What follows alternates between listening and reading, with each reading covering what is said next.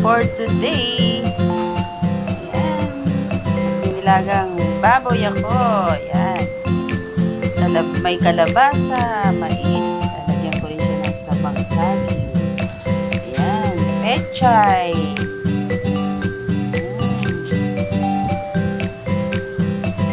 Okay, ang una kong gagawin ay ito.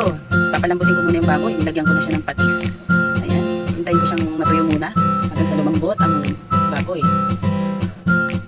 Natuyuan na. Nangangamoy na ang aroma ng baboy. Kaya tubigan na. Bilis siyang bumulo. Lalagyan ko rin siya ng buong paminta. Kunti lang.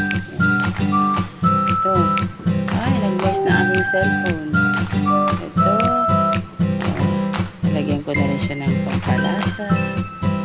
Ayan, unahin na rin natin yung mais kasi ito yung medyo mahirap lumambot.